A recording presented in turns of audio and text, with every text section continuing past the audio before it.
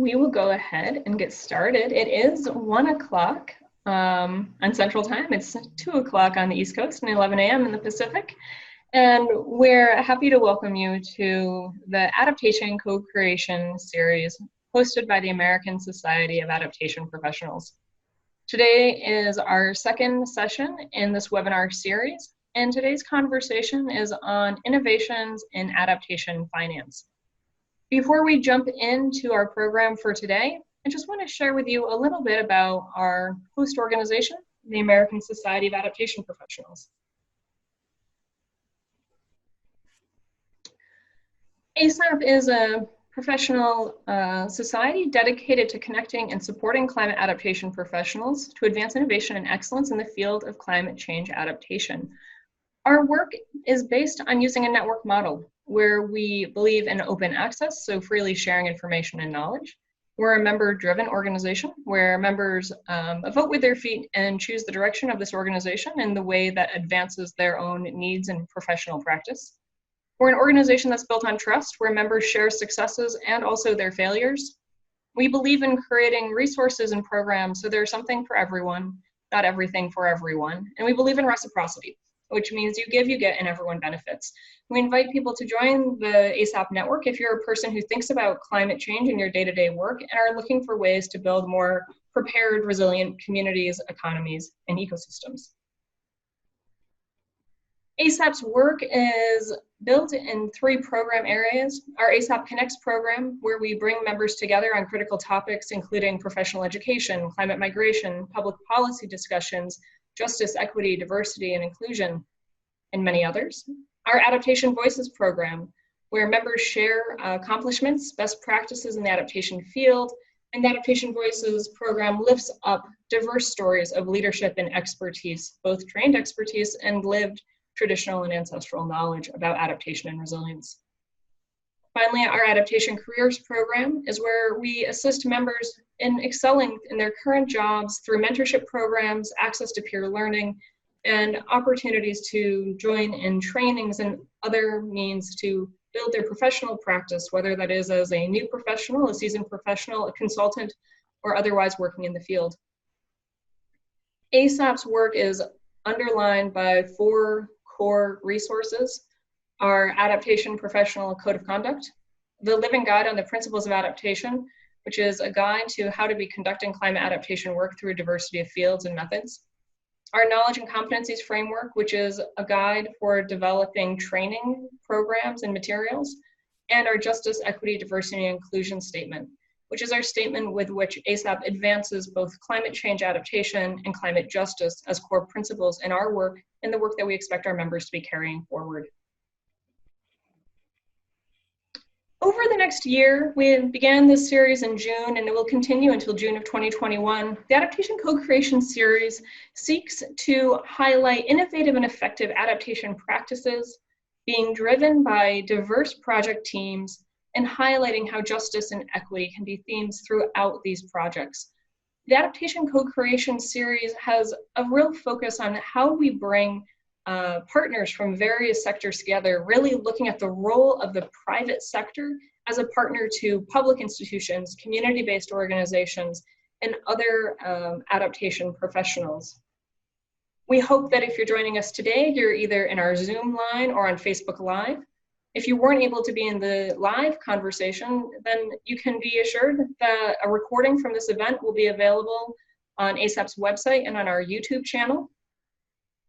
If you'd like to get more deeply involved, we encourage you to recommend a project to feature, or perhaps a project or program which you yourself are working on. And if you'd like to be even more deeply involved, we encourage you to contact me directly to talk about sponsorship and co-designing an upcoming webinar. Just as a quick tech check, we expect that microphones are off. We do anticipate a full house today.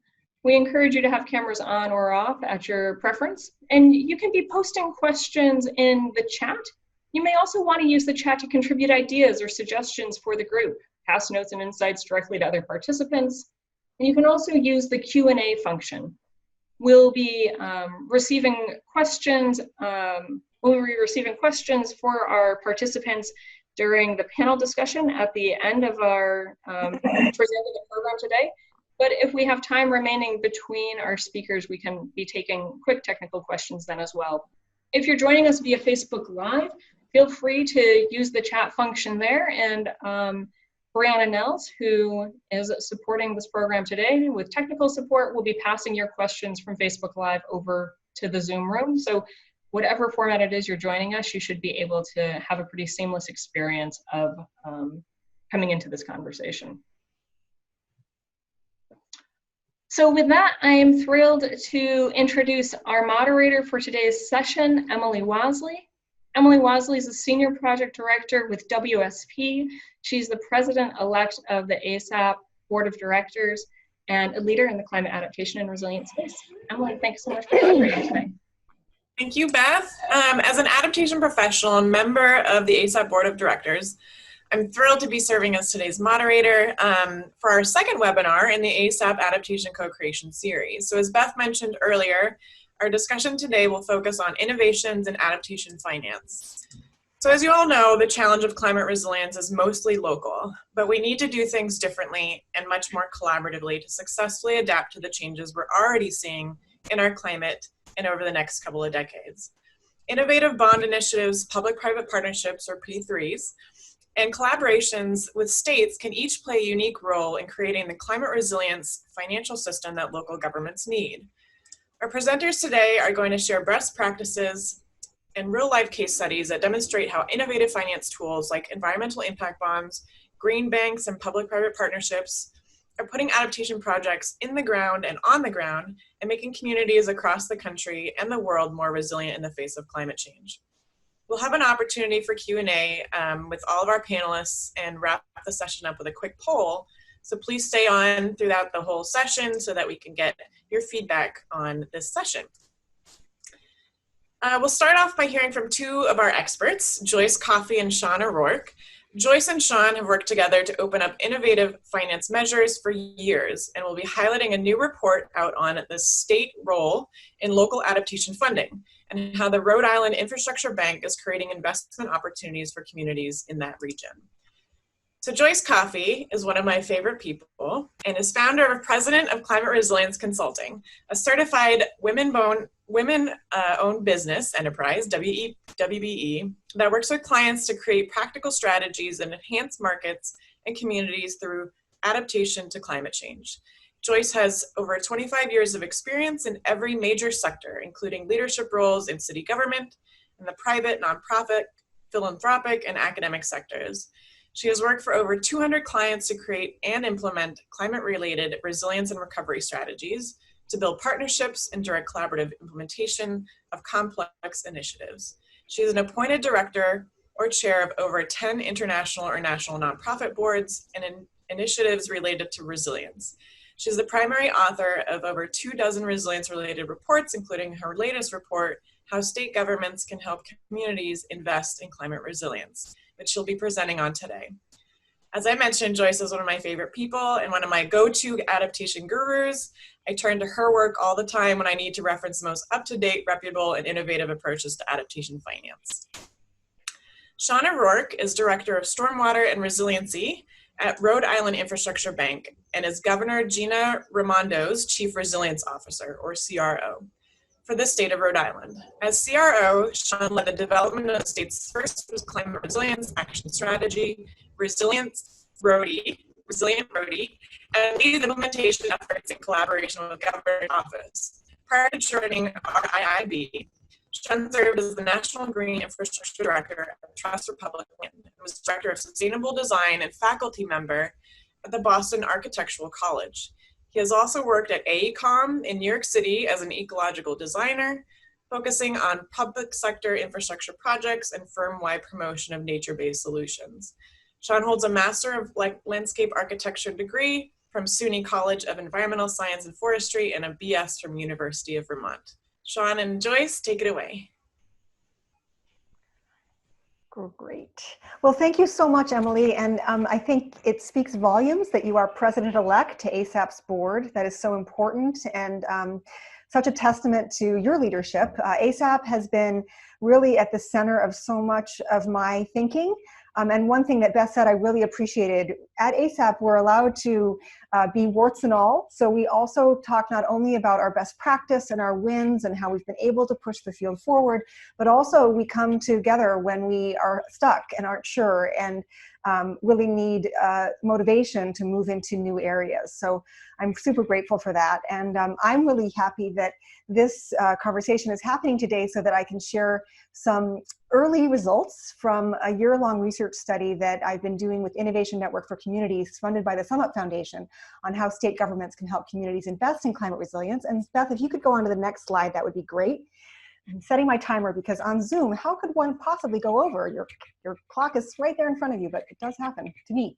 So I wanted to just mention that this work on state climate resilience leadership really comes out of work that has been ongoing for many years. And I recommend highly to you a series of reports by the Innovation Network for Communities, some funded by the Summit Foundation, others by the Kresge Foundation, and others, that really get to, I think, hugely helpful opus of this co-development of work. That is, how we can help practitioners, as practitioners ourselves, to lead and transform and mainstream resilience action. And you'll be hearing a couple of words about a few of these reports, but on to the next slide. In the case of how state governments can really help cities to build resilience, I wanted to mention that this work comes out of a sense that there is, in many states and for many cities, a missing piece. While we know that the climate resilience challenge is local, and by the way, that's a lowercase L. Like, yes, it's a city's problem, in many cases, city government, but in the end, climate resilience is absolutely with our communities and our neighbors. You know, local governments don't have the capacity, including and especially the financial wherewithal, to cope alone, and they really need to be providing more support to their communities. So we felt as though states, you know, they have a very important role already in furthering city work. And of course, every state is unique in the union, but we saw some states making a great deal of progress on resilience building. And yet, unlike city resilience leadership, we didn't see a lot of uniformity. So that's really what the primary goal of this report is. It's to provide a set of financial strategies that state governments can use to help local governments invest in climate resilience. And if you're thinking to yourself, am I on the right webinar? I thought I was going to hear something about local or, you know, community resilience. I want to say the answer is yes, because states, just like cities and just like communities, aren't going to do this by themselves. They need their constituents to push them. They need nonprofit resources to assist them. They need, you know, the experience of local governments, successes and failures, to figure out what to do next. So this is really up to all of us, not just the capital S state, to get going. On to the next slide. What we found over the course of the last year is that over and above the whole quest for financial resilience at the state level, we really are relying upon a framework for states to get motivated and really be proactive on climate resilience. And I won't go into great detail on this slide, and you're welcome to take a picture of it, and I understand the deck will be available after the call, or the webinar. But I did want to be sure that it didn't sort of pass unnoticed the really important fundamentals of, for instance, having government and some sort of a governance structure to manage resilience building. So it's not just a bunch of popcorn shots in the dark. And, you know, there is real value in having a resilience plan. And states that we found have taken resilience leadership have started with some sort of plan to do that. And, you know, those states that have gone a little further have also developed resilience standards and for infrastructure. They've been working with state regulated sectors, although I will say this is sort of a bugaboo. Very few states are dabbling in the state regulated, sort of making sure that those service deliveries are in fact safe, secure, and stable in a very unstable climate. And of course, as I mentioned earlier, you know, this all does come down to having local resilience capacities, and states need to enable and build those. We'll be spending most of the time of our discussion today on this final box, the state local resilience finance system. But on to the next slide.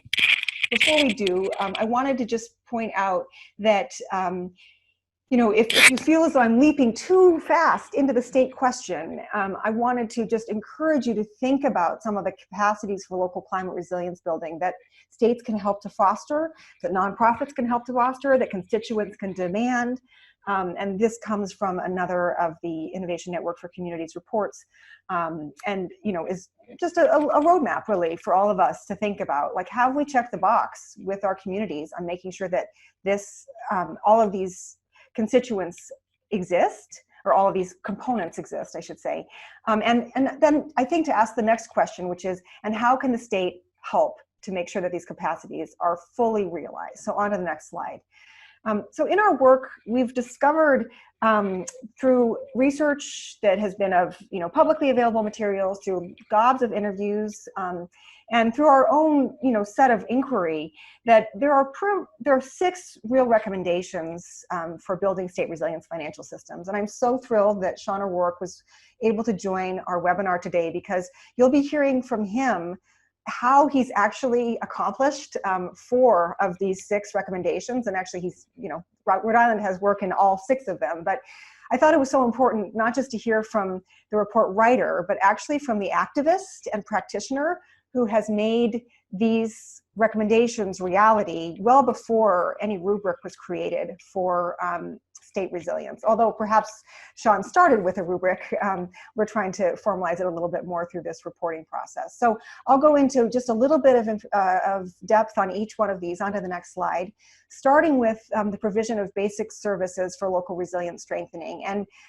you know, I think some of this is very evident, and we even include it in the city essentials, right? I mean, governments need climate data and they need risk analysis. And that analysis needs to be about hazards, exposure, and vulnerability. And we'll talk a little bit about social inequity and this quest for state resilience finance near the end of my remarks. And of course, you know, states are in a really important role for providing technical guidance and assistance for cities. And we heard over and over again from our city work how important this was. Like, that was one of the reasons we started this whole project. We had been interviewing dozens of city leaders who had made huge progress on their own resilience paradigm, and yet they were missing the state's help in a couple of these key areas. So on to the next slide. And I should mention, by the way, that, you know, California is a leader in many of these areas. And in that prior slide, just to note that they, for instance, have provided county-level health data that relates to climate resilience, which, you know, even today, if any of you are in California, I hope you are well, as the fires once again loom and cause so much disruption. So of course, second, you know, we need to really see the state applying their own resources to resilience investment. And this has to do with, you know, where are their GO bonds, their general obligation bonds going? Are their GO bonds and revenue bonds already incorporating these climate data? Do they have set-asides that are specific to climate resilience projects? Have they thought about utility rates as a really key area for raising more revenue so that they can actually gain more debt and pay for more of the, you know, incredibly important resilience work that happens around the state? And this is financial resources for state-owned assets, but also for funneling money into the cities. On to the next slide, please. And then, you know, we also found that there is a really interesting conundrum here. So many cities keep saying to me, Joyce, we just need state money, we just need federal money. And then I turn to them and say, okay, and what are they going to fund? And honestly, I think the cities have been overwhelmed by the need to continue to plan strategically while also responding to all of the immediate crisis. And there is therefore very rarely an actual pipeline of must-do projects that are investable, that a state could say, oh, great, we're going to use our Clean Water Revolving Loan Fund for this. You know, this is the perfect application.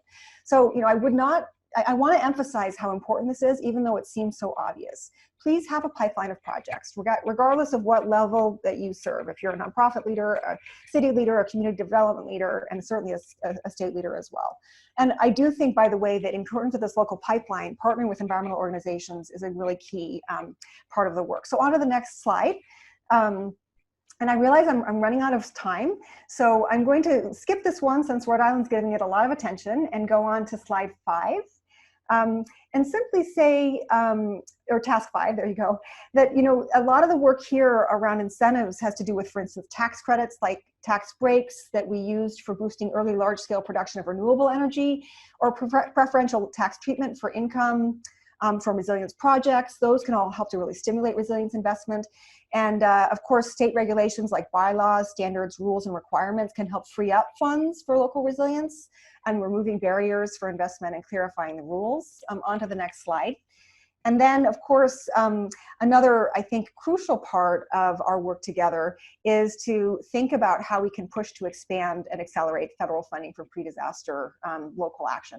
Maybe in the Q&A we'll have some more time for that. I do have some additional ideas I'd love to share with you. But let me close onto the next slide by talking a little bit about this quest for social equity in the state context. And when I started this process, because my practice is all about putting social equity first, I began each conversation with state leaders asking the question, you know, how do you create equity in your platforms?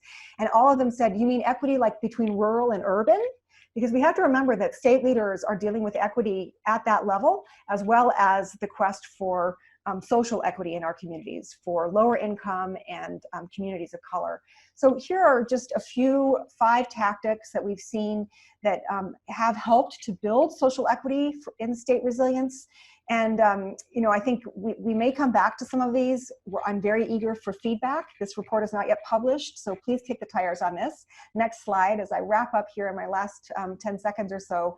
We also saw that there are, in fact, some financial mechanisms that much better lend themselves to building social equity. And here I want to make a quick shout out to Jackie Patterson with the NAACP, who some of you may know is in the midst of creating a social equity transformation in climate finance project, and more to come on that. And she has a particular emphasis there, I know, on many things, but including impact investing, which you don't see here so much, because at the state level, we're talking about how to transform the mainstream. Like, where does the state generally fund its money, and where does it funnel its money?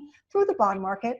So if the bond market continues to perpetuate inequity and white supremacy and all of the real issues of redlining that remain in our communities, then we will create more inequities, not less. So that's really, you know, fundamental to us.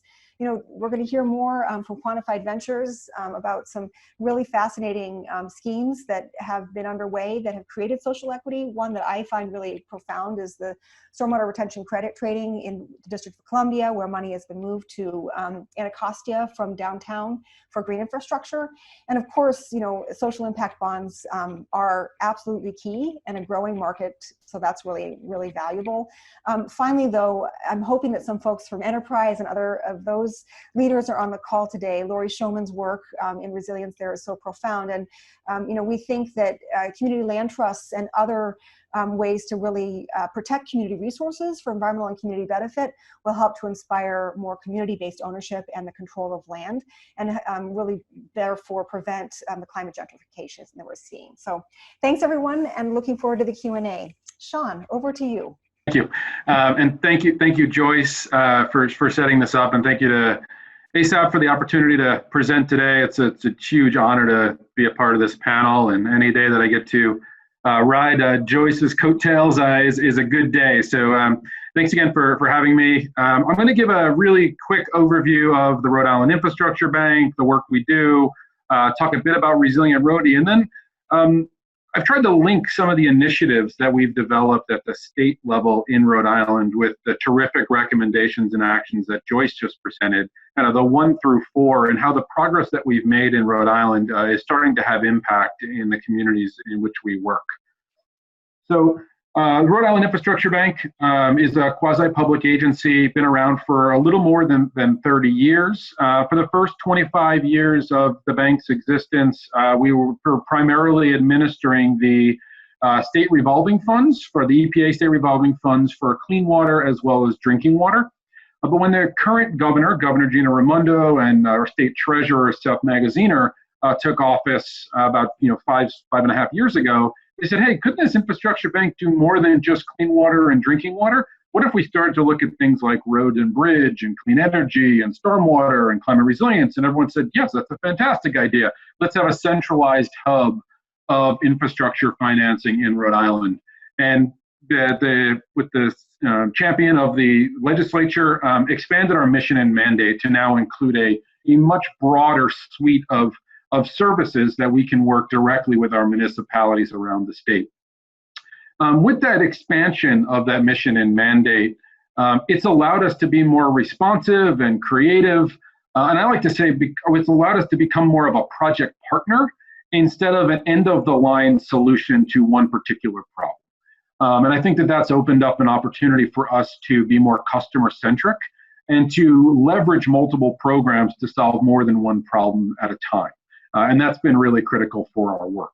And as our work evolved over the last few years, we've increasingly heard more and more and more about the need to, how do we pay for this climate resilience stuff that we keep hearing about? We see sea level rises are starting to lap up on our commercial buildings now. Our main streets are being impacted. Our interior part of Rhode Island is increasingly being impacted by flood events. And in Rhode Island, I am constantly reminding our municipal partners, since we are the ocean state, 400 plus miles of coastline, that we have other parts of the state beyond the coast that are going to be impacted by climate change as well, including increasing urban heat and increasing precipitation events.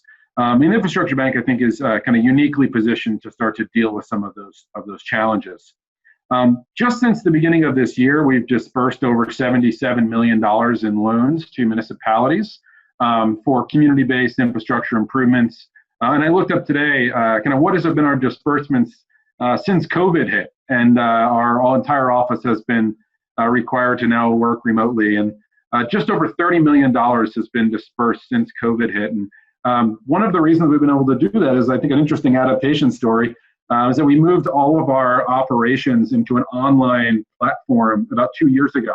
And so we're completely paperless, and that has allowed our operations to completely continue to move forward seamlessly. So it's been an interesting, resilient story of us being fully on board. We're working full steam ahead. All of our operations are moving forward as they were before COVID.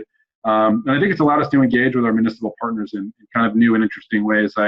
I spend more time on the phone with municipal finance directors now than I ever have, and it's allowed for those much more kind of robust discussions. We also, one of the other innovations that we've been seeing too is with increasing federal funds, the Infrastructure Bank is being increasingly asked to provide the non-federal match in new and creative ways. And so we're working with cities and towns all across the state to provide low interest loans as non-federal match to unlock federal grant dollars. And we just did that for a dredging project with the town of Westerly, where $1 million of low interest loans through our Clean Water program unlocked about $4.2 million in free federal money. So ways to be able to start to be creative with our funding and financing mechanism of the state really highlight some of those key points that Joyce was making. The Infrastructure Bank in 2017 raised their hand and said, hey, is there a way that we could really start to accelerate the resilience investments that the state is making? And Governor Gina Raimondo stepped up and said, hey, we need to really operationalize our resilience work statewide, and signed an executive order in September of 2017 calling for the development of the first statewide climate resilience action strategy, which we affectionately call Resilient Rhody. And I got tapped as the Chief Resiliency Officer to develop that strategy in collaboration with over 50 working group members across the state. And she gave us all of 9 months to develop that strategy, which we did deliver, I like to say, 1 week early in July of 2018. And we have been hyper-focused on the implementation ever since. The strategy, I won't go into the whole kind of framework. I would encourage everyone to take a look and provide feedback. I'll share the link to the report later. But these were the key themes and chapters, and you can see that they're wide-ranging from natural systems to critical infrastructure, community health and resilience. And we're focused today on the financing climate resilience projects, which we felt was incredibly important to be able to include in a statewide resilience strategy, given that the number one question we do typically hear is, this is all well and good, but how are we going to pay for it? So we took a deep dive in the strategy itself, not afterwards, in trying to identify all the ways that these 61 actions could really be moved forward through existing and innovative financing mechanisms. Just a quick hit on what has been happening over the last 2 years since the strategy has been released.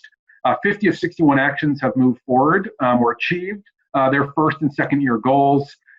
Since Resilient Rhody was released, $13 million of brand new grant funding has come available for cities and towns to be implementing climate resilience initiatives and actions. And we have $7 million proposed on the 2021 budget as part of a GEO bond, which will be on the ballot in November. And that is for the Municipal Resilience Program, which we'll speak about shortly. And the all-important pipeline, I was nodding my head vigorously as Joyce was talking about building a pipeline. I'm like a broken record in Rhode Island about the need to develop a pipeline of climate resilience projects so we can be better advocates to decision makers for more resources. The financing climate resilience projects in Rhode Island has been an interesting evolution, and we've been working with many in-state and out-of-state and the expertise from others at the Infrastructure Bank to figure out ways that we can look at the myriad of challenges in which we're facing in terms of infrastructure improvements and how to pay for them. One of the things that was striking to me and to many others has been, there are a number of really new and innovative tools to infuse new capital into municipalities for investments, and you'll hear about some of those today. We actually looked at what are all the ways that we can currently pay for climate resilience, which we might not be tapping or could be stretched to include resilience. And so all of the tools and resources that are listed here are existing mechanisms that Rhode Island is already using for things other than climate resilience that we think we might be able to leverage to be able to do more. And this was an interesting sort of evolution of us. And so now we're trying to see how we can wring every possible benefit out of some things like our state revolving funds, for example, or our municipal bonds. And one example of this is sort of underutilized assets has been just in the last year, the other one has trouble sleeping, read capital improvement plans for all the cities and towns in their states. And I just found by going through Rhode Island's 39 cities and towns, we have $5 million of unused ballot measure approved, so voter approved funding for stormwater. $5 million went completely unused last year, just because municipalities just didn't have the capacity or were onto something else. And so there are resources available. We just need to be better prepared to take advantage of those resources so that we're aligning with current priorities as well as capacity. Joyce showed this really terrific diagram. I can't celebrate the report that's being developed enough and the focus on states. We really need all the help we can get, and there are some really exciting examples, and I'm every day encouraged by the work from many of my other state partners and colleagues in and around New England and elsewhere about the work that they're doing. I looked at these these six initiatives, and I just wanted to highlight a few examples from the 1 through 4 that I think are relevant and maybe helpful in your current conditions. So the first was provide basic services for local resilience. And this really gets to kind of how do you create the machine at the state level to be better prepared to work with governments. I always like to say better prepared municipalities are going to lead to a better prepared Rhode Island. But we didn't have a very good governance structure about how we best coordinate between the state and the local municipalities. And so in 2014, the Resilient Rhode Island Act was established, which established the Executive Climate Change Coordinating Council, was a centralized body of 12 state agencies, and their directors sit on this committee that advise the governor on climate and energy related issues. Underneath that structure sits a Science and Technical Advisory Board, which is the kind of state of the state's climate related data. And they do an update every year, as well as an EC4 advisory board, which is more about kind of citizen engagement. And that works very closely with our cities and towns. I also have resilience coordinators that I work with very closely, a appointed person from each of those 12 agencies. Because we did find, and I think this is true in cities as well as states, that one of the main challenges is this climate resilience work is everybody's problem, so therefore it's nobody's problem. And having appointed folks to be able to focus on specific actions is absolutely really critical since it is so cross-cutting. The second action was increase state financial resources for resilience investment. Rhode Island is lucky that we have a very good track record of doing a biennial green bond, which is a geo bond, which is for voter approval every other November. The 2018 green bond was the first time climate resilience, and this is after Resilient Rhody. Climate resilience was explicitly called out. We allocated $10 million, $5 million for climate resilience projects broadly, as well as $5 million for wastewater treatment facility grants. And you can see the kind of the data and stats on the left. The 2020 green bond right now is making its way through the legislature, hopefully for approval. It'll be the largest green bond that Rhode Island has ever done. $69 million might not seem like a lot to some of the larger states, but in Rhode Island it is actually quite an impactful amount of money, and $7 million of that is allocated to the Municipal Resilience Program, and over $10 million to our state revolving fund, clean water and drinking water programs. A very quick point that I wanted to make is that while we are generating a lot of very specific grant funding, all of these resilience projects require a funding quilt, like I like to say, and many others do as well. This was a vision plan for a part of Providence that had the Woonasquatucket River Vision Plan, which was for basically a community-wide resilience improvement, which included bike lanes and complete streets and stormwater and flood protection. On the left is all of the funds and financing mechanisms that went into actually moving this whole vision forward. And I think that this has been really critical in identifying that there's no one silver bullet, but it takes a quilt to be able to move these initiatives forward. The third one is develop pipelines of local resilience. As a result of our Resilient Rhody strategy and exactly what Joyce was mentioning on the need to be better advocates to our decision makers and our congressional delegation and legislature and in the State House, is working with municipalities to say, here's our priority actions. How do we generate the right funding quilt to be able to move them forward?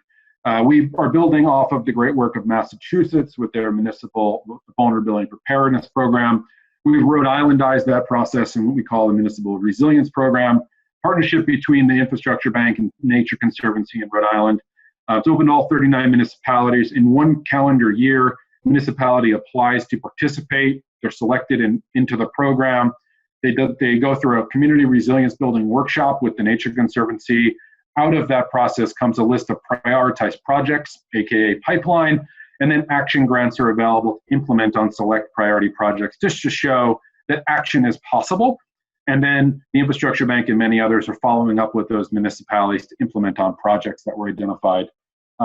Just in the 2019 cohort, 5 municipalities, we had 48 projects that were identified, totaling about $14 million. And the selection of action grants you can see below. So largely green infrastructure projects that can be implemented really quickly. But now we're working with many other loan-based or debt-based mechanisms through the Infrastructure Bank to implement on other projects that were identified. Finally, the enabling local funding for resilient infrastructure. One of the main barriers that we've been seeing around green infrastructure and nature-based solutions with resilience projects has been the reliance on grants to be a key component to get those projects completed. One of the challenges, and I don't think it's unique to Rhode Island, is that majority of grants are reimbursement, meaning that after the successful project completion, those projects will then be, or those organizations who are granted the funds will be reimbursed. The problem is many of our environmental organizations and municipalities don't have $500,000, $600,000 kind of laying around in the couch cushions to be able to pay the contractor to get the project going, to be able to pay the contractor while it's going, be able to meet those invoice needs, all while waiting to be reimbursed. And so the Infrastructure Bank has now set up in essence, a bridge loan program, which is our Stormwater and Resilience Project Accelerator, which uses the grant agreement between the funder and the grantee as the backstop for our loans, zero interest loans, small fee. And we're finding that this is really accelerating the amount of projects that can get done better, faster, cheaper. And also the Infrastructure Bank is also taking over the administration of those loans. So we're paying the invoices, we're working with the contractors directly. We're seeing an increased pipeline of projects over the next 9 months. And so with that, the climatechange.ri.gov website is kind of the clearinghouse of our work that we're doing around Rhode Island. I encourage everyone to take a look. We have a really kind of nifty snapshot or dashboard that we've been developing and really look forward to engaging in some of the questions again. But thank you again for having me today. Thank you so much, Sean and Joyce. I know there's a ton of information to cover in such a short amount of time. We've gotten a couple of questions, but we'll keep those to the end so that we can keep on track with our agenda. But I can't wait for that report to come out in October, Joyce. And Sean, thank you so much for all the work that you're doing. I know how hard it is to do a lot of that, especially as it relates to the financing actual on-the-ground projects. So thank you for all of your work. Next, we're going to hear from Ben Cohen. He's the director at Quantified Ventures on how his firm leverages outcomes-based financing to fill capital gaps for critical infrastructure projects and what that work looks like in action.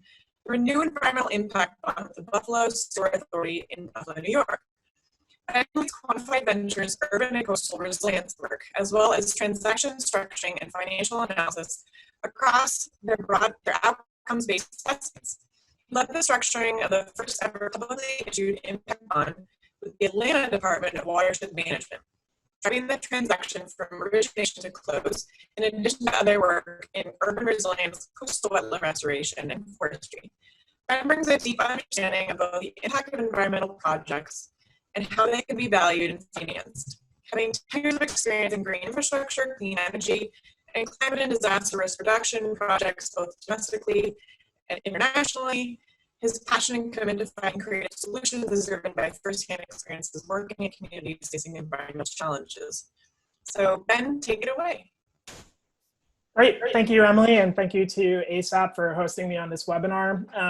So we know a theme of this webinar, one theme is innovative approaches to financing and deploying projects that build resilience in communities across the country. And another theme is building new and diverse and effective partnerships to help address those issues and get those projects done. And I hope through this talk we'll show how both of those are core to our approach and what we do and what we're working on in communities across the country.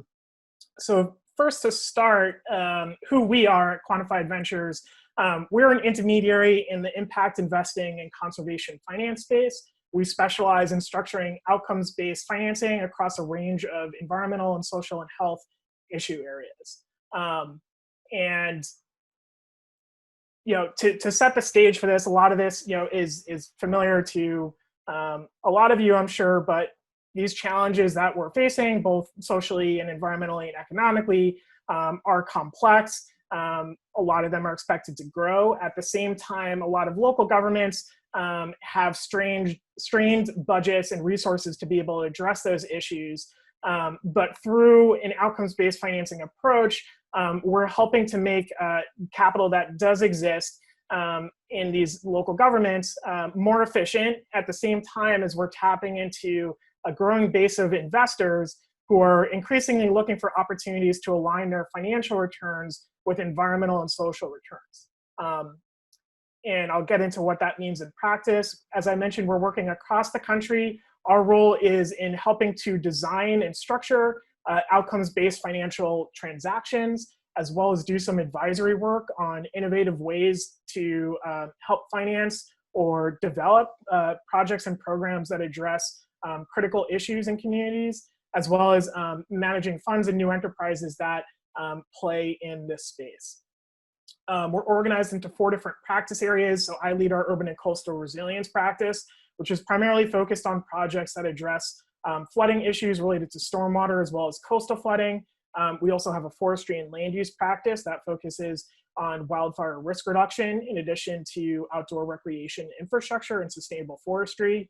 We have an agriculture practice that focuses on using outcomes-based investments in better agricultural management practices to reduce downstream nutrient runoff, as well as sequester carbon. And finally, we also have a health and human services practice that's focused on creating investments in organizations and programs that address the social determinants of health, with the idea that it's often cheaper and more cost-effective, for example, to pay for respite housing for homeless populations or to provide maternal or prenatal care than it is to try to treat people who have no choice but to use the emergency room as a last resort to treat health issues.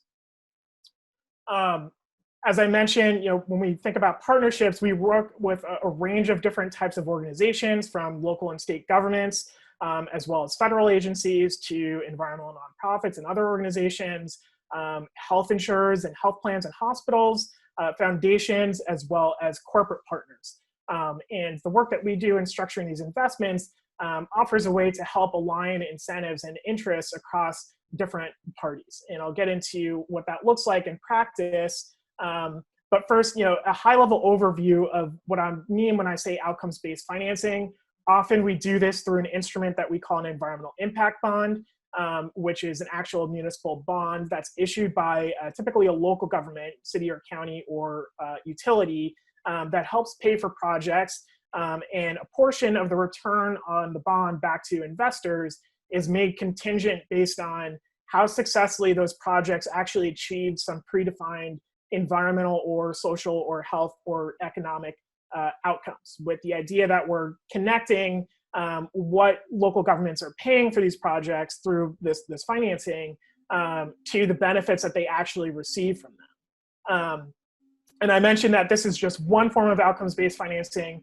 If I have time, I'll go through a couple of examples where it's not an actual environmental impact bond, but there's other financing approaches that still use this outcomes-based kind of approach to tie returns and payments to the success of the projects at achieving their goals. So the benefits of doing this, it offers a way for local governments to help transfer the performance risk of innovative projects to investors. And particularly in a lot of the issues that we're concerned with on this call, it's going to take innovative approaches and innovative types of projects to be able to solve and address a lot of these challenges. But often that can be risky. Through this outcomes-based approach, essentially it offers an insurance policy in case the projects don't perform as well as expected, and a lot of the performance is transferred to investors. At the same time, it allows issuers to be able to access newer sources of investment capital.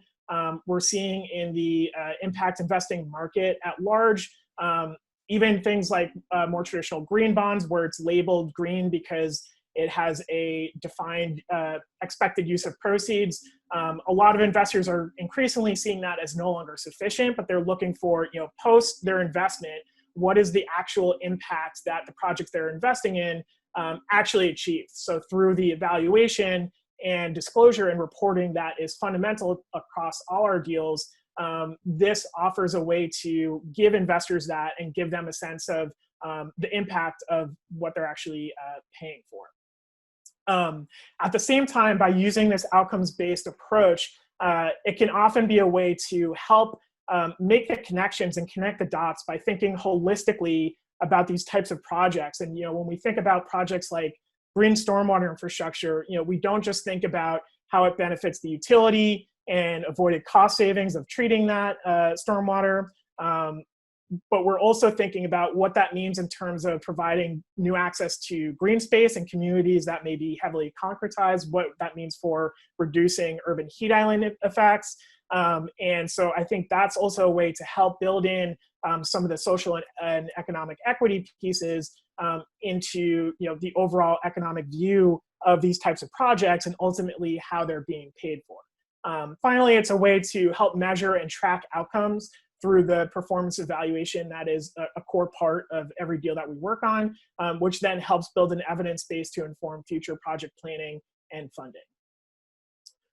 So I'll try to go through a couple of examples of where we've done this and where we're doing this. This all started with the first environmental impact bond that we structured with the DC Water and Sewer Authority. They're under an EPA consent decree to manage their combined sewer overflows. At the time we started working with them, they became increasingly interested in green stormwater infrastructure as opposed to gray, or in addition to gray, to help manage their stormwater issue and reduce combined sewer overflows. But at the time, green infrastructure hadn't really been tested as a solution in DC.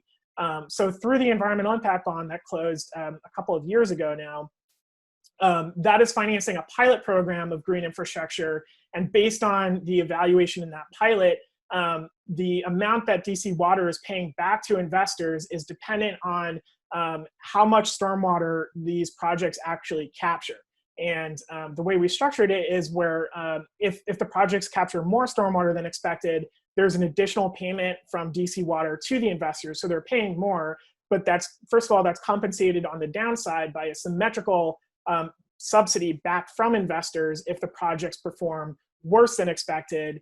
And also by, in that overperformance case, it may seem a little counterintuitive of why they're paying more, but in this example, because it's a pilot, the cost savings that they would realize by going back to the EPA and saying, we've actually shown that these projects are even more cost effective on a $1 per gallon managed basis than we had originally thought. The EPA would enable them to build less acres of green infrastructure in the full rollout to fully replace one of the gray infrastructure stormwater tunnels that they had originally planned as part of their $2.6 billion capital improvement plan. So it's a way to hedge against some of that performance, transfer that to investors, and share in the cost savings if there's greater than expected performance with the investors. We worked in Atlanta and closed a similar environmental impact bond for green infrastructure, but here the motivation was a little bit different. So Atlanta had mostly met the obligations of its EPA consent decree for combined sewer overflows, and they had already done a number of green infrastructure projects already, but they became increasingly interested in how do we use green infrastructure as a way to help improve equity among neighborhoods in Atlanta. So a lot of the green infrastructure projects that had been done had gone into wealthier neighborhoods. At the same time, a lot of the challenges with stormwater, not necessarily combined sewer overflows, but related to local flooding, were concentrated in more underserved neighborhoods and lower income neighborhoods, particularly those on the west side of the city, so downstream of the city center, faced a number of flooding issues. At the same time, Atlanta had a bunch of these projects that were ready to go. They had a pipeline, but they had no way to prioritize them through traditional means, and they were not slated for funding or financing through traditional means at the time we started engaging with them. But through this outcomes-based approach, it really forced them to go back to their capital improvement plans and think about what are projects that we can pull out and reprioritize, and think about the impact in a more robust way. And so part of the deal that we structured with them was helping them through an economic model understand how do we as the city think about the impacts of these projects as it relates to reduced risk of flooding and water quality issues in these underserved neighborhoods, and what is the impact to the communities, and ultimately how does the city think about that. So we structured an EIB there. This was also the first publicly issued environmental impact bond. So we went through the actual broader municipal bond markets, which is a big achievement as a relatively innovative form of financing. We're now working in 5 other cities to structure green infrastructure environmental impact bonds. Buffalo is one that we are expecting to close by the end of this year. And this one is interesting because unlike the other 2 that I mentioned, this environmental impact bond is not going to finance projects in the public right-of-way, but it will help capitalize a grant program that the Buffalo Sewer Authority is going to use to incentivize green infrastructure practices on private property. So like a lot of cities that have done a number of green infrastructure projects already, Buffalo had sort of maxed out the amount of public space and areas where they can do those large scale green infrastructure projects. But at the same time, for their needs and their consent decree with the state to manage combined sewer overflows, they still need to build in more capacity for stormwater management, which increasingly made them interested in how do we effectively get green infrastructure built on private properties. So the key uncertainty here, unlike DC and Atlanta, where the uncertainty was around how much volume of stormwater can these projects actually manage, in Buffalo, the key uncertainty that they're hedging through this outcomes-based EIB is around what is the demand for this grant program going to be? What are the types of practices that these private properties are going to propose? And therefore, how many acres can we actually successfully manage through this grant program? So it offers a way to help Buffalo sort of incentivize and transfer that risk of success of the program to the amount of acres that they're actually able to achieve from this grant program. A different iteration of this is our work in New Orleans. We're working not with the city of New Orleans, but with the Finance New Orleans, formerly the Finance Authority of New Orleans, which is an affordable housing finance agency in New Orleans. And in the spirit of building effective partnerships to address resilience, the city government of New Orleans, like a lot of cities, has limited resources to be able to address resilience issues. At the same time, through its work providing mortgages and other financing for affordable housing, Finance New Orleans has a strong balance sheet and a strong financing capacity to be able to pay for projects that potentially could address flooding as well as clean energy issues throughout the city. So we've been working with them, seeing what revenue streams and what programs do they have already that could help finance these projects, as well as look at the ecosystem of partners and potential partners that are already active in New Orleans in building and or financing rooftop solar or energy efficiency retrofits or stormwater retrofits, and see what exists already, and see through raising a green infrastructure fund, how can Finance New Orleans build a comprehensive program where the sum is greater than or where the whole is greater than the sum of its parts, to be able to offer a package to homeowners for rooftop solar, for energy efficiency, and for stormwater in an efficient way that also is affordable to the homeowner. So they're looking to raise a fund, focus first on this green mortgage program, but then also using that fund eventually to be able to support a number of public projects that address resilience and sustainability issues throughout the city. Another example of a fund approach as opposed to a bond approach is our work in Southwest Colorado, where we're working with a local nonprofit as well as a former state senator from Southwest Colorado to build a revolving fund that will be able to support forest health treatments that reduce risk of wildfire throughout the region. And this is a region that suffered a pretty catastrophic wildfire in the summer of 2018. Its wildfire is a persistent concern in the minds of a lot of the local governments spread throughout this region and other entities spread throughout this region. But before our work together in building this fund, there was not a coordinated effort to be able to actually pay for and implement work to reduce that risk of wildfire from a regional perspective. And in the spirit of connecting to Joyce and Sean's talk, I also wanted to mention we are also working with a state agency, the Colorado Water Resources and Power Development Authority, to issue a bonds that will help capitalize this revolving fund. That state agency also manages the EPA state revolving funds for water in the state of Colorado. So they have experience managing a lot of these revolving funds, and they issue loans on behalf of local governments already. So using that expertise and using some of the capability that they already have to be able to stand up this new fund,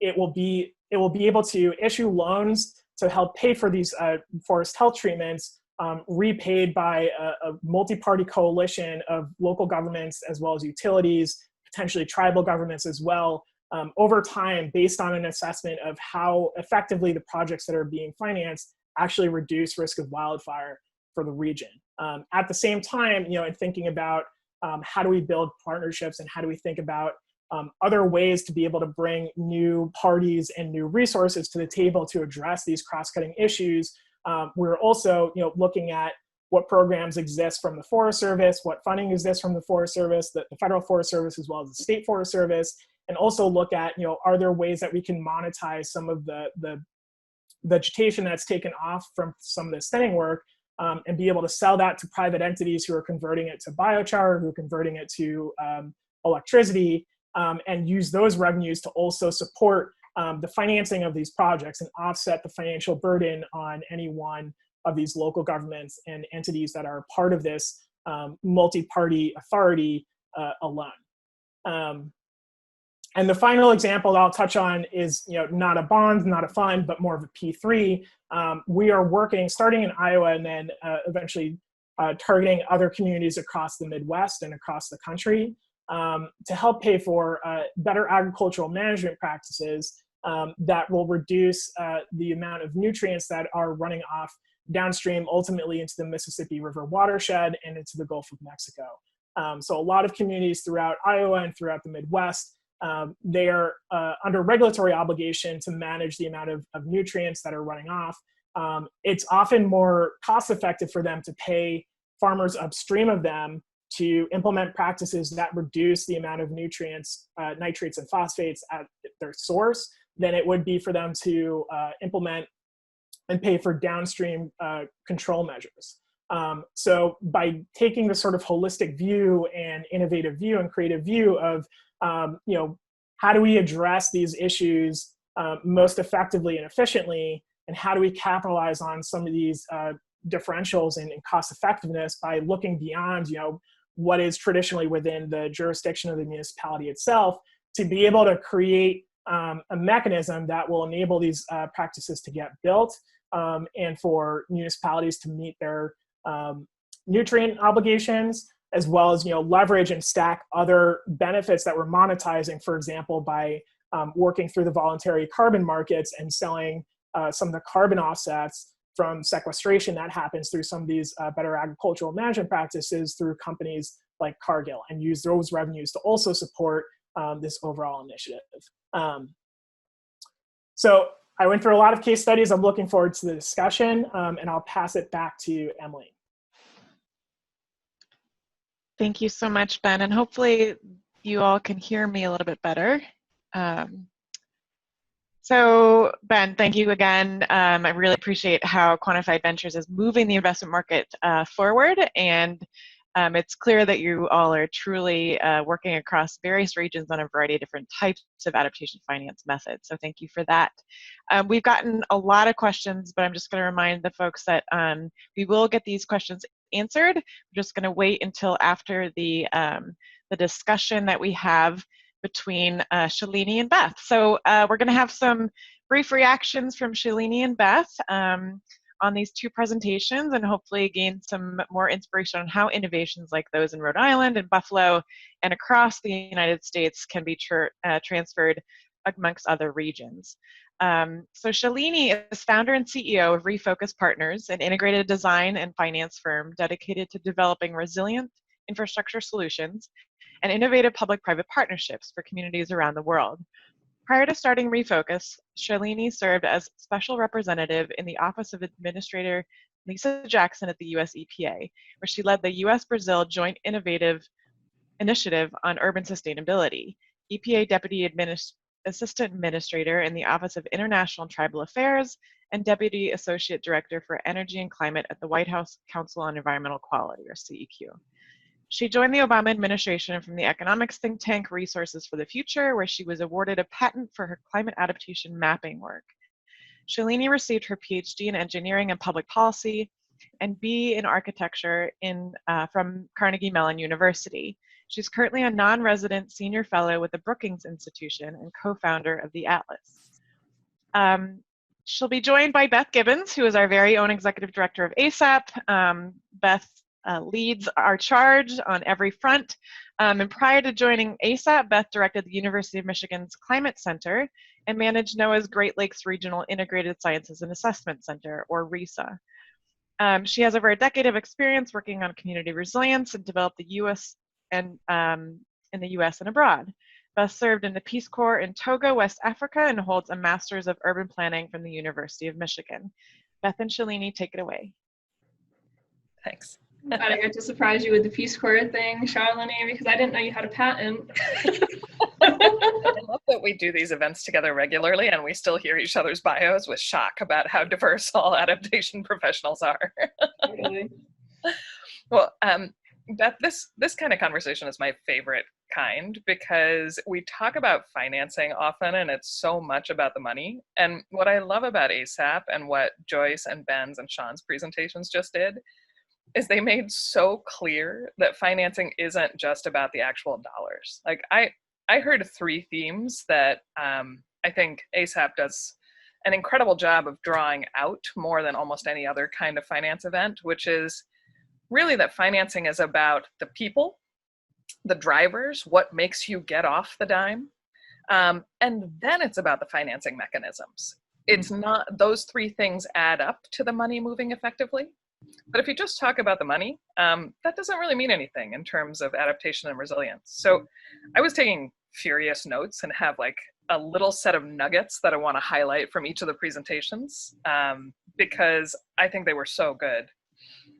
I want to hear those, and then I would also love to hear the nuggets, and then when you're like, oh, and that made me think about this other thing that I just want to, I don't know, embellish them with, because I love your insights. For sure. So Joyce, Ben, Sean, thank you for three great presentations. I'm gonna look like I'm looking down at nothing, but I've got a notebook here because I didn't want to misquote you. So one of the things that I heard that was really wonderful in this theme of like people, then drivers, and then the financing mechanisms. On the people side, Joyce, the way that you highlighted the flexibility of resources and the need to align people at different levels of government, I think is something that goes underappreciated.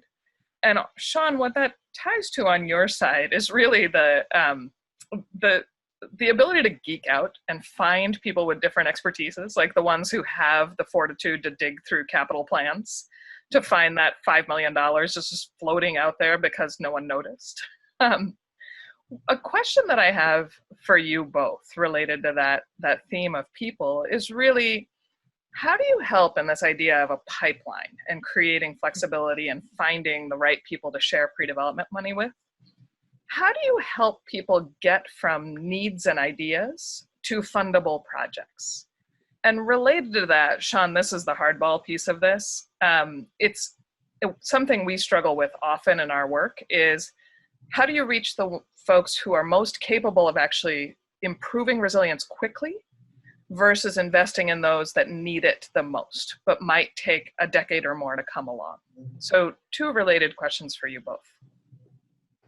Those are great questions. And maybe I'll start with this question around alignment and how to get people to that place of actually creating a fundable project. I think there are two things that are really crucial. One is to start with sugar, not vinegar.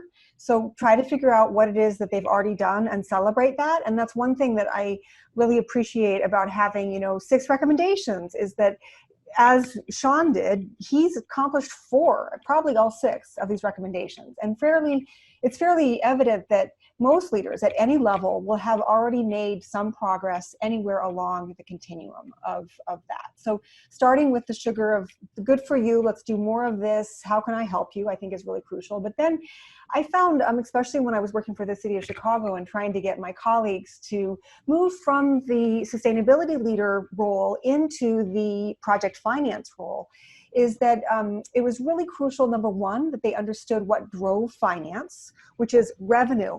You've got to have something to pay for it. If you don't have a revenue structure of some sort, then you need to go back and figure out how you can create one, like how you can create some collateral benefit that brings in money. One just side example that I'll give, which is on the rocks right now, given the COVID recovery, but in San Francisco, they need to shore up their seawall. They are using earthquake-related dollars for that, but their revenue stream is also the driver's license fees, because that seawall is going to protect a lot of important roadways. So they found a revenue structure that might work for seawall, which doesn't have, you can't pay a toll on a seawall. So that revenue thing is really important. And then in order to get them to think about that revenue, which many sustainability folks don't, right? We weren't really brought up in the era of like, what's the balance sheet? Give me a CBA. Here's your spreadsheet, fill it out. Is really getting, and so this is my third and last point, to what is it that you want this project to do? The project has been around for 5 years now. How have your constituents benefited? Tell us what that future looks like. Okay, I get it. No more flooded basements in Auburn Gresham, and these alleyways that are cooling down the area around the United Center. Okay, super. How do we get there? There are 3 fundable projects that will get us to that place. And that's kind of how we began to create that pipeline. That's great. Yeah, measurably reducing risk. Sean. Yeah, so the big questions. The first one on how do we move from project implementation and who leads. One of the things that should have realized this a lot earlier, but I've been really struck with in my state role is from a state official point of view, we celebrate how much money we have infused into the local economy. Here's how much money we have provided in grants. But like $100 million in grants does not a resilient state make. And I think that that's something we have to continue to remind ourselves of when we're thinking about celebrating success and infusing dollars into a community, regardless if it's an affluent community or a poor community or community of color or not. We have to be listening to the champions that are on the ground who likely know how to spend those dollars more effectively than the state does. And that, I think, is a real missing link in the identification of funds to the identification of projects that are going to have local impact. And so the Municipal Resilience Program is starting to build that opportunity. Is the community and the municipalities are identifying projects that are important to them. We're not saying from a state level, this is the project that's important to you.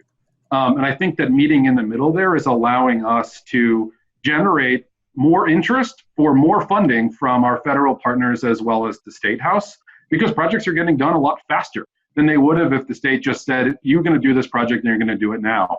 And so that's just something that's been a really interesting learning curve from a state perspective. And we have a long way to go, but we're hoping that we're starting to chip away at it.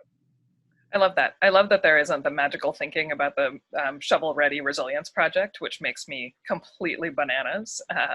Yeah. But also, I like that you mentioned what success looks like and how it has to be co-created with communities involved. And Ben, one thing from your presentation that I thought gets to this idea of people and drivers and the actual mechanisms. When I think about our work and the drivers for our work, it can be anything from a hurricane or an EPA consent decree out to, pandemic-induced outdoor dining and retail that is now in flood zones here in San Diego, where I am. And so we respond to almost anything where we can ask the question, who loses money now if you don't do this?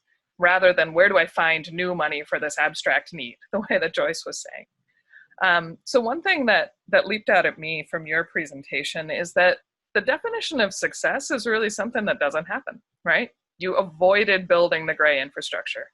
You prevented the flooding.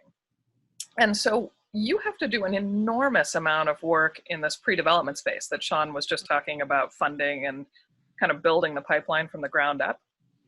How do you start? Because pre-development is everything. And how do you manage your resources to be effective and build dollars on top of dollars so you actually get to the billion-dollar implementation? Yeah, I think it's a challenge, and I fully agree with Joyce's comments of the necessity to think a little bit creatively about what revenue streams exist now that can be able to support this. And I feel like sometimes I'm in a little bit disadvantaged position to some of my colleagues who work more on the forestry or agriculture practices, where you are able to, the work that's being done is creating new positive revenues from harvesting timber in a sustainable way or harvesting crops in a sustainable way, to a lot of the work that I do and some of these projects that I mentioned where it is around that avoided cost. And I think it is a challenge. It's not always easy. We like to work with representatives from local governments and state governments and other public agencies that can sort of see that and make that leap from what am I paying for now and what does that mean in terms of avoided costs down the line through these other streams, and be able to are able to think proactively about that. But that doesn't always connect to actual revenue streams now.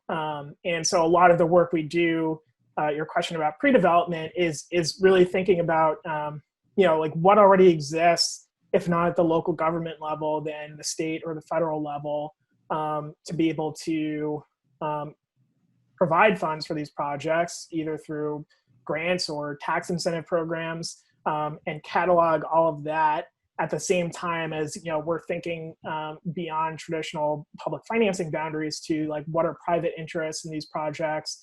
How can we, you know, potentially leverage sources there? So the wildfire work I mentioned, for example, you know, we are hoping to establish the material that's taken off the forest to reduce forest density, and being able to sell that to private operators as a way to, you know, help build in those new revenues that will be able to offset the burden that would ultimately be repaid by the local governments. And I also wanted to echo Sean's comments around, you know, co-creating these with local communities. Like in a project like that, you know, we're not coming to these county and city and tribal governments in Southwest Colorado and like asking them to pony up a certain amount of dollars per year to be able to repay these loans. It really is, you know, a long-term engagement. You know, I think a lot of these entities, they recognize the wildfire risk. It's just a question of how to pay for that. And then, you know, eventually through those engagements and through some of the analysis that we do, potentially showing the economic benefits and costs associated with the work, to be able to, you know, come up with a, you know, what funding is available, and then slowly start to build stacks of different capital sources and revenue streams to ultimately support the project. Yeah. Beth, I know we live and breathe this work here at Refocus, and building that kind of financing quilt is something that I think all of us here on this panel do, where we don't get discouraged when the first color of money isn't available. You just move on to the next patch until you can fill it all in.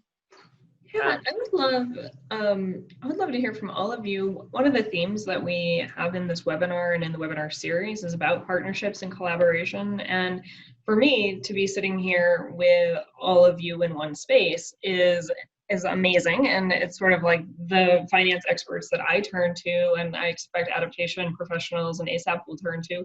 How do you work together in that, like that quilt? I know there's actually been some questions of, you know, how do you make a quilt that came through, but between each of you, what are some ways in which you turn to one another to develop projects, to collaborate on projects, and to advance this work? I think I'll put a layer on top of this because I suspect all three of you will have more specifics. One of the things we do at Refocus is we work really hard to find the people who live in a jargon-free world, right? So talking to an insurance expert is one thing. Talking to an insurance expert who can look at you and say, okay, leave aside all the technical mumbo jumbo. Here's what you're buying, here's what you're getting, here's who's protected, and here's why it matters. That's financing.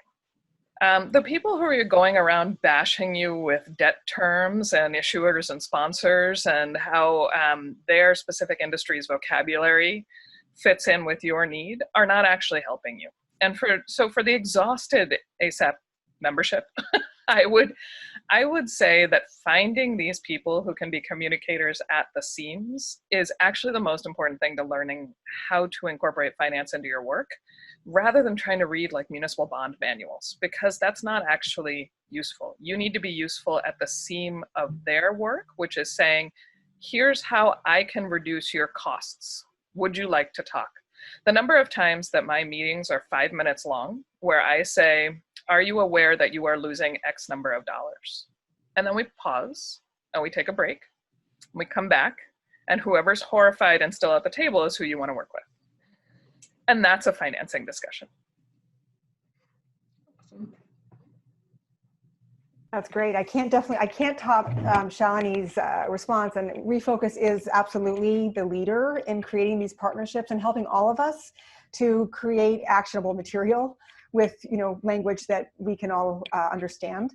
I also wanted to just mention from the state perspective, if I may, that, unlike cities, there really is not as much of a formal learning network. Sean mentioned at the start of his presentation that, he does collaborate with his peers, and there are some peers to Sean, although he is really pulling a lot of weight because many states are looking to what Rhode Island has done. But we see a real need for a learning network in the state arena, and once this report is finished, that's our kind of next guise, is to help ensure that there is more fertilization of ideas and really collaborative solving for these big questions through some leadership group. But I also wanted to just put a fine point on a tool that I use for collaboration all the time, and it's called ASAP.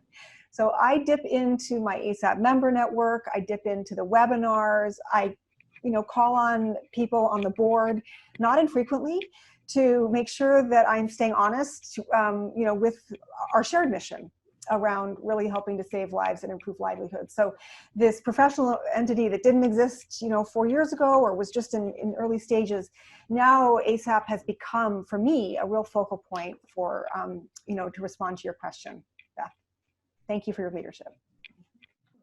One other piece that I would add to this is the financing discussions that we've been having at the Rhode Island Infrastructure Bank with our municipal partners has really shifted from bring us a project, we will find a way to fund or finance it, to now being a part of the design team. And I think I mentioned earlier, that shift from being more project-centric to customer-centric. One example is in the city of Newport. They were working on their wastewater treatment facility to put in tide gates and elevate their pump stations. We also said, hey, you might be able to save some money in doing some innovative new work on renewable energy through PV panels at your wastewater treatment facility. And we could actually use some of those savings to provide the cost savings on the other facility upgrades that you're approving. And they said, wait a second, we can do this all at once through the same loan using multiple programs. And so they got something better than they would have by just coming at us with, solving one problem at a time. It's kind of akin to like the maintenance discussion of you only worry about maintenance at the end, but can maintenance be a part of the design process? And I think we need to do a better job of that, sort of on the financing end, is really infusing it into our early design and kind of throughout the whole project arc. So I hate to cut off this discussion, and I feel like I want everyone to come back next week and we can have further discussion, but I do want to get to some of the audience questions because we've had quite a few of them. And so the first question is for Sean. So regarding the potential impact of the proposed state revolving loan program for flood mitigation in the stalled NFIP reauthorization, if you can speak to that at all.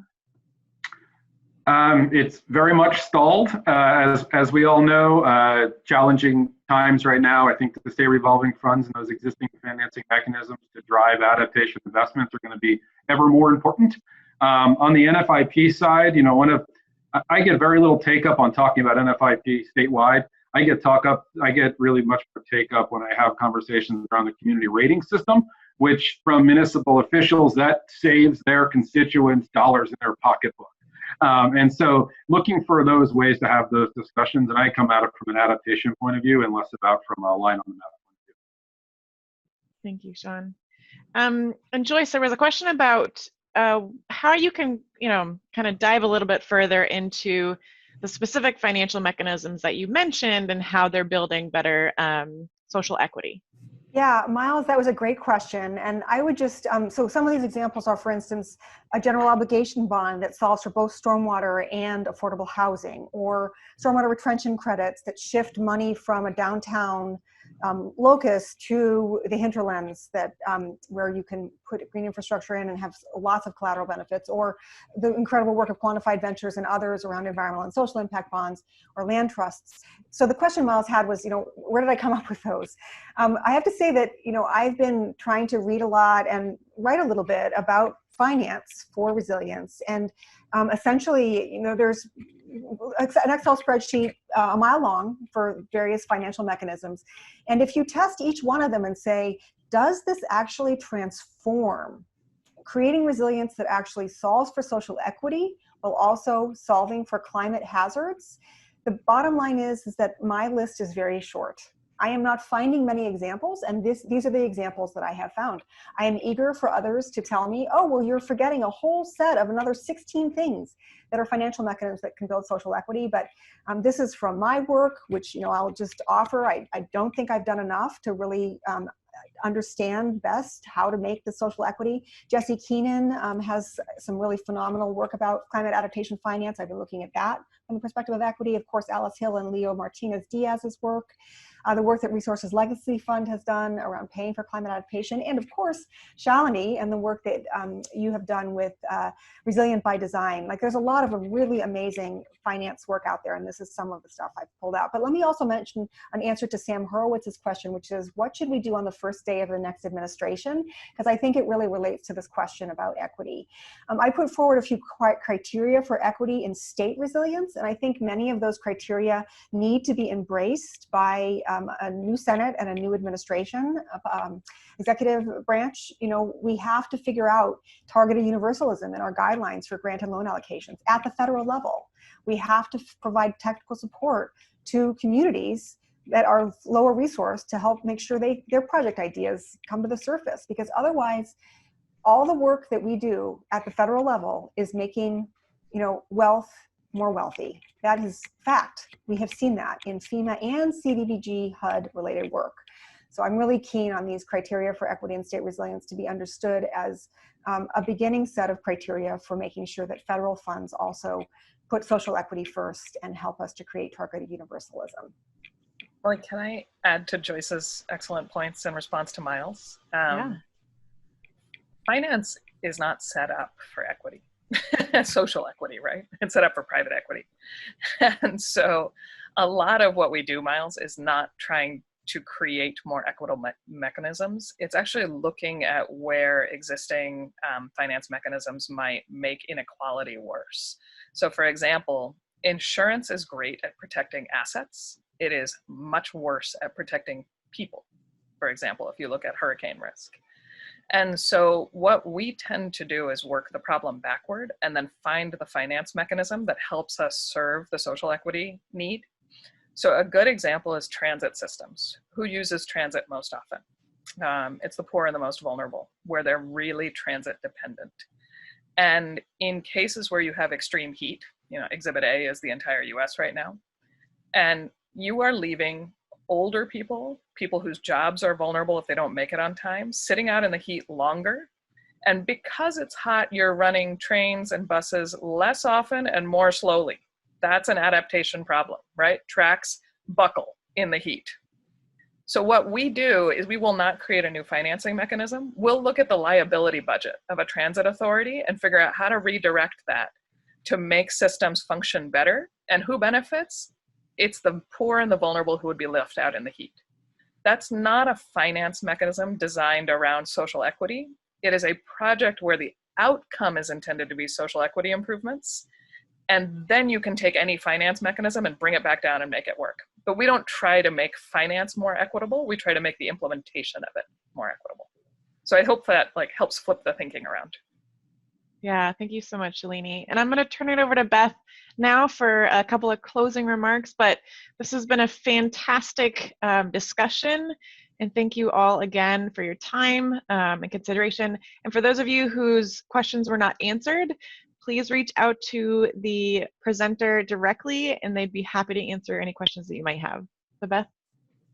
Awesome. Thank you so much, Emily. Thank you for facilitating. Thank you so much, Shalini, for giving us a kind of platform to have this wrap-up discussion. And to Ben and Sean and Joyce, thank you for your time, your expertise, your just continued contribution to bringing together this space, that seam, which is finance and adaptation, thinking about justice and equity, and being willing to engage in the challenge of figuring out what holistic work looks like. It's an honor for me to get to do this work with all of you, and I really appreciate your time today. And just as before we send people out, we want to get a quick reactions from the community that's here. So there's a poll that's launching. It's asking you, why did you tune in today? And we want to to see what your reactions are, what you came to hear about, and this will help us as we continue developing programming for the next upcoming sessions. And I see the votes are coming in, and I'm guessing we're going to get these questions also voted on through our Facebook Live space. We have 70% of people who voted in. So I'm just going to share this quickly. We see most folks that came in, 74% wanted to learn about financing and local adaptation projects. We'll be following up and see how well we did on delivering on that expectation. We hope that what you were able to hear today was bringing home these stories about specific adaptation projects, as well as the larger system that we're all working within. In terms of a couple of announcements, as I said in the beginning, ASAP builds its programs on how we connect members, giving voice to adaptation stories and building adaptation careers. You can learn more about all of our work at adaptationprofessionals.org. We have 2 webinars coming up. Our October webinar will be Driving Equity and Justice Through Private Partnerships, and our December webinar will be on corporate climate leadership and the TCFD journey. And so I hope that you'll stay tuned for both of these. As we've talked about in all of our webinars, we're making sure that we're having a discussion about where we are focusing on equity and justice, and I'm looking forward to next month because we're going to really put that front and center. And then also talk with some justice leaders on what is the role of the private sector. And the TCFD journey, I think that we're going to get to hear really where the innovation is happening across corporate action and corporate adaptation leaders. And so I look forward to that. Emily Wasley will be leading that section through her role at WSB. I want to thank everyone again for being here today. You can learn more about ASAP on our website. You're welcome to reach out to me at any time. We will be posting these slides on our YouTube channel and sending out information about upcoming events. Thank you so much to our speakers, to our moderator, and to everyone who joined us today. Thank you. Thanks. Thanks. Thanks so much, everyone.